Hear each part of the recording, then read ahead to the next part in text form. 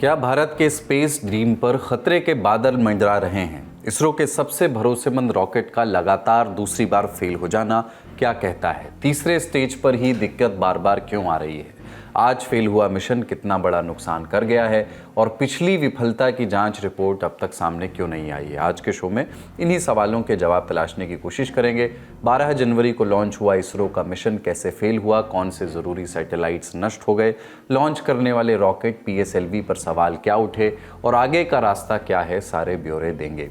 बात करेंगे कि जर्मनी के चांसलर का भारत दौरा कितना रंगारंग रहा और इस रंगारंग माहौल में भारत के कौन से फायदे छिपे हैं। पश्चिम बंगाल में ईडी वर्सेस ममता का राउंड 2 शुरू हो गया है। इतना कि ईडी ने सुप्रीम कोर्ट में कह दिया कि जिनके जिम्मे कानून की रक्षा है वो खुद गंभीर अपराधों में शामिल हैं। सबके बारे में विस्तार से बात होगी। मैं हूं कुलदीप और आप देख रहे हैं the Lallantop show. Brought to you by Goldie मसाले। गोल्डी छोले मसाले, जहाँ जाएं रिश्ते बनाएं। गोल्डी लाए हैं फ्रेश लॉक टेक्नोलॉजी जो रखे मसालों को हर समय फ्रेश। नए साल के दूसरे सोमवार की शुरुआत एक बुरी खबर के साथ हुई। आंध्र प्रदेश के श्रीहरिकोटा के सतीश धवन स्पेस सेंटर से लॉन्च हुआ PSLV C62 भारत के स्पेस प्रोग्राम 2026 का किक ऑफ। लेकिन सिर्फ 10 मिनट बाद ही सब बर्बाद। थर्ड स्टेज में रॉकेट गड़बड़ा गया, अपने तय रास्ते से भटक गया। रॉकेट के साथ गए 16 सैटेलाइट्स लॉन्च नहीं हो पाए। इनमें EOS N1 या अन्वेषा भी शामिल था। इसरो के लिए इसे एक बड़ा झटका बताया जा रहा है क्योंकि ये लगातार दूसरी बार है जब PSLV फेल हुआ है। पहला वाला मई 2025 में फेल हुआ था। PSLV C61 उसका नाम था। थर्ड स्टेज में ही प्रेशर ड्रॉप से वो फेल हुआ था। अब ज़रा डिटेल में चलते हैं, समझते हैं कि असल में हुआ क्या था। तो PSLV C62 सुबह 10:18 पर लॉन्च हुआ। ये रॉकेट PSLV DL का ही वेरिएंट था। कुल 260 इसका टन 260 टन इसका वज़न था, लगभग 45 मीटर लंबा। लॉन्च के कुछ मिनट्स तक सब कुछ एकदम नॉर्मल रहा। पहला स्टेज, उसके बाद दूसरा स्टेज आया और फिर सेपरेशन, यहाँ तक सब ठीक। थर्ड स्टेज की शुरुआत तक भी सब कुछ ठीक था, जैसा कि ISRO chief doctor V Narayanan ने भी बताया। लेकिन इसके तुरंत बाद ही गड़बड़ होने लगी। रॉकेट अपनी धुरी पर अप्रत्याशित तरीके से घूमने लगा, जैसे अचानक से कोई गैस लीक हो गई हो या नोजल में कोई समस्या आ गई हो, मानो गांठ मारने के पहले गुब्बारा हाथ से छूट गया हो। इस वजह से रॉकेट अपने तय रास्ते से भटक गया। रॉकेट को थ्रस्ट यानी पुश देने वाले कंट्रोलर्स भी फेल होने लगे। नतीजा, ऑर्बिट नहीं मिला और साथ गए सैटेलाइट्स स्पेस जंक बन गए। First stage is solid motor with 2 strap-ons. Second stage is second liquid stage. Third stage is again a solid stage. Fourth stage is a liquid stage. And the performance of the vehicle close to the third stage was as expected and as predicted. And close to the end of the third stage, we are seeing some disturbance in the vehicle. And there was a deviation in the path of the vehicle. And the mission could not proceed in the expected path. That is what is the information right now available. यानी एक बड़ा नुकसान satellites के संदर्भ में समझने पर और बड़ा नजर आता है। मसलन इस मिशन का प्राइमरी लोड था EOS N1, जिसे अन्वेषा भी कहते हैं। इसे रक्षा अनुसंधान एवं विकास संगठन यानी DRDO ने विकसित किया था। ये एक हाइपर स्पेक्ट्रल इमेजिंग सैटेलाइट यानी हाइसिस है। 2018 वाले हाइसिस का अपग्रेडेड वर्जन है। इसको विस्तार में आपको समझाते हैं। 380 किलो वाले इस सैटेलाइट में 55 स्पेक्ट्रल बैंड्स थे। ये एक तरीके का स्पाई सैटेलाइट है जिसकी फ़ोटो खींचने की क्षमता सुपर एडवांस है। धरती से कई 100 किलोमीटर ऊपर होने के बाद भी झाड़ी, जंगलों या बंकर्स में छिपे हुए दुश्मनों की तस्वीरें खींच सकता है। सिविलियन प्रोग्राम्स के लिए भी इसका इस्तेमाल किया जाना था। Agricultural monitoring, disaster management, environment check, urban planning इत्यादि में भी इसका इस्तेमाल होना था। इससे इतर बाकी के satellites Indian startups, India Nepal joint tech demo, Thailand, UK, Brazil, Spain जैसे देशों से जुड़े थे। माने किराए की गाड़ी, जैसे हम तो जा ही रहे हैं, आओ तुम्हें भी छोड़ देंगे। अन्वेषा के जरिए भारत हाइपर स्पेक्ट्रल क्लब में एक बड़ा प्लेयर बन जाता, जैसे अमेरिका, चीन और जापान हैं। री एंट्री कैप्सूल से भविष्य की तैयारियां मजबूत हो जाती, मसलन सैटेलाइट रिफ्यूलिंग और सर्विसिंग जैसी टेक्नोलॉजी। लेकिन अब सब कुछ फिलहाल स्थगित हो गया है। कुल मिलाकर इस मिशन में कमर्शियल एंगल तो था ही, साथ ही भारत की स्पेस क्षमताओं का रेपुटेशन भी था। देखिए क्या है कि जब एक एस्टेब्लिश्ड ऑर्गेनाइजेशन होता है। अभी जो इसरो है वो एक बहुत एस्टेब्लिश्ड ऑर्गेनाइजेशन है और जिसका क्षेत्र है कि जिसने 104 सैटेलाइट भी एक बार में छोड़े हैं, सफलतापूर्वक छोड़े हैं, ये भी आपको पता है, हम सबको पता है, पूरी दुनिया को पता है, और जिससे हमारी एक लंबी छलांग लगी है इसमें। और इस तरह से ये हम करने की क्षमता हमने हासिल कर ली है। तो जो रेपुटेशन की आप बात कर रहे हैं, रेपुटेशन पर जरूर थोड़ा फर्क तो पड़ता है। एक सामयिक, एक अंशकालिक फर्क कहेंगे या एक जो है क्षणिक फर्क उसको कहेंगे, वो जरूर पड़ेगा और वो पड़ता है। लेकिन लॉन्ग टर्म में अगर हम कहें तो इस तरह की चीजों से एक जो स्टैंडिंग ऑलरेडी बनी हुई है इसरो की, जो स्टैंडिंग भारत की अंतरिक्ष विज्ञान के क्षेत्र में बनी हुई है, वो मुझे लगता है कि कहीं ना कहीं वो लगातार अक्षुण्ण रहेगी और वो जारी रहेगी। लोग विश्वास करते रहेंगे। लेकिन हाँ, हमें जरूर देखना होगा, जैसे मैंने कहा, कि क्या कमी रह गई है और किस प्रकार से जो हमारे एसोसिएट्स हैं, जिनको हम साथ लेकर के आगे चले हैं, वो कितने सक्षम हैं।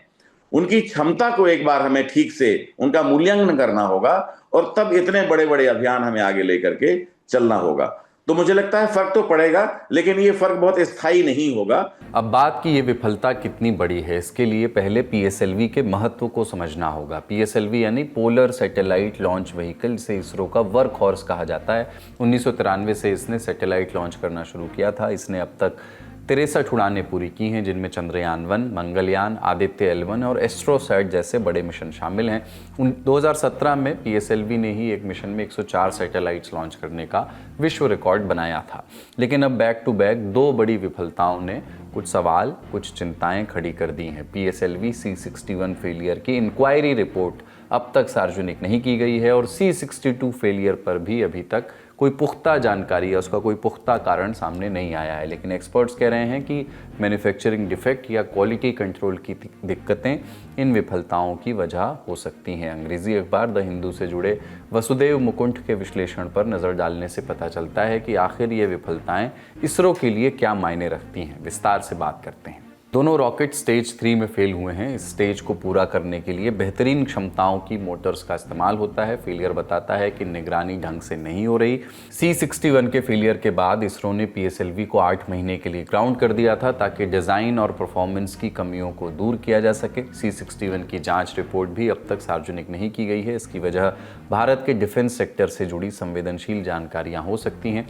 लेकिन इतने दिनों के बाद भी क्वालिटी कंट्रोल ना हो पाना शर्मिंदगी की बात है। इससे इस विश्लेषण में पीएसएलवी के कमर्शियलाइजेशन पर भी सवाल उठाए गए हैं। कहा गया है कि भले ही पीएसएलवीज को डेवलप करने की 50% जिम्मेदारी प्राइवेट हाथों में दी जानी है, लेकिन इस तरह की विफलताएं इसरो की प्रतिष्ठा पर पानी फेर सकती हैं। इन्वेस्टर कॉन्फिडेंस नीचे जा सकता है, मार्केट अपील घट सकती है। कुल मिलाकर विश्वास, भरोसा कम हो सकता है। इन सबसे इतर इसरो के आगे के मिशंस पर भी बुरा असर पड़ सकता है। हालांकि जानकारों का ये भी कहना है कि इसरो अपनी विफलताओं से बहुत जल्दी सीखता है। कहा जा रहा है कि जैसे स्पेसएक्स ने अपने फेलियर्स के जरिए ही अपने रॉकेट्स परफेक्ट किए, वैसा ही इसरो भी कर सकता है। यानी ये सेटबैक बड़ा है, लेकिन ये अंत नहीं है। उम्मीद है कि भारत का स्पेस ड्रीम और मजबूती से खुद को मैनिफेस्ट करेगा। बढ़ते हैं अब सुर्खियों पर। जर्मनी के चांसलर फ्रेडरिक मर्ज 2 दिन के भारत दौरे पर आए हुए हैं। ये उनका भारत ही नहीं, एशिया का पहला दौरा है। मर्ज आते ही सीधे अहमदाबाद गए हैं, जहां प्रधानमंत्री मोदी ने उनका स्वागत किया। दोनों नेता साबरमती आश्रम गए, महात्मा गांधी को याद किया। पीएम ने फ्रेडरिक को महात्मा गांधी की शख्सियत से रूबरू कराया। जर्मन चांसलर ने विजिटर बुक में लिखा, गांधी के आदर्शों की आज पहले से कहीं ज़्यादा ज़रूरत है। दोनों नेता साबरमती रिवर फ्रंट गए, इंटरनेशनल काइट फेस्टिवल में हिस्सा लिया। दोनों नेताओं ने खुली गाड़ी में सवार होकर के साथ में पतंग उड़ाई। इसके बाद दोनों नेता गुजरात की राजधानी गांधीनगर गए। वहां महात्मा मंदिर कन्वेंशन सेंटर में बैठक हुई। मकसद था भारत और जर्मनी के बीच 25 साल पुरानी रणनीतिक साझेदारी के डेवलपमेंट की समीक्षा, साथ ही अलग अलग क्षेत्रों में दोनों देशों के बीच सहयोग को और मजबूत करना। रिपोर्ट के मुताबिक बैठक में व्यापार, निवेश, तकनीक, शिक्षा, स्किल और मोबिलिटी जैसे क्षेत्रों में सहयोग बढ़ाने पर बात हुई। जर्मन चांसलर स्वागत से खुश नजर आए, दिल से थैंक यू कहा। भारत और जर्मनी के बीच संबंधों को और भी ऊंचे स्तर पर ले जाने की इच्छा जताई। वहीं प्रधानमंत्री मोदी बोले कि भारत में 2000 से ज़्यादा जर्मन कंपनियां हैं, ये दोनों देशों का एक दूसरे के प्रति अटूट विश्वास दिखाता है। हमारा द्विपक्षीय व्यापार अब तक के अपने सर्वोच्च स्तर पर पहुंच चुका है और $50 बिलियन के आंकड़े को पार कर गया है। 2000 से अधिक जर्मन कंपनियां लंबे समय से भारत में मौजूद है। ये भारत के प्रति उनके अटूट विश्वास और यहां मौजूद अनंत संभावनाओं को दर्शाता है। आज सुबह भारत जर्मनी सीईओ फोरम में इसकी जीवंत झलक दिखाई दी। फ्रेंड्स, भारत और जर्मनी के बीच टेक्नोलॉजी सहयोग प्रति वर्ष मजबूत हुआ है और आज इसका प्रभाव ग्राउंड पर स्पष्ट रूप से दिखाई देता है। रिन्यूएबल एनर्जी के क्षेत्र में भारत और जर्मनी की प्राथमिकताएं समान है। इसमें सहयोग को बढ़ाने के लिए हमने India Germany centre of excellence स्थापित करने का निर्णय लिया है। ये नॉलेज, टेक्नोलॉजी एंड इनोवेशन का साझा मंच बनेगा।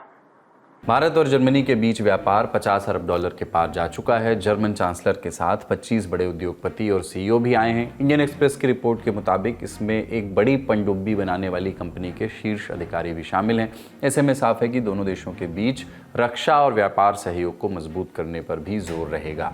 जर्मन चांसलर का ये दौरा जनवरी के अंत में होने वाले EU इंडिया समिट से ठीक पहले हुआ है। दोनों ने FTA को जल्द से जल्द पूरा करने का भी समर्थन किया है। अगली सुर्खी, पश्चिम बंगाल में चुनाव से पहले केंद्र और राज्य सरकार के बीच तनातनी बढ़ती नजर आ रही। बीते दिनों आईपैक के दफ्तर में छापेमारी हुई। अब ईडी ने सुप्रीम कोर्ट में एक याचिका लगाई है। मांग की है कि छापेमारी में रुकावट डालने की CBI जांच हो। आरोप है कि 8 जनवरी को हुए सर्च ऑपरेशन में जानबूझकर रुकावट डाली गई, जांच को पटरी से उतारने की कोशिश की गई। ईडी का कहना है कि पश्चिम बंगाल में हालात बहुत ख़राब हैं। यहाँ जिनके ज़िम्मे कानून की रक्षा करना है, यानी मुख्यमंत्री, DGP, कोलकाता पुलिस कमिश्नर, वो खुद गंभीर अपराधों में शामिल हैं। इनके खिलाफ FIR दर्ज करना बेकार है।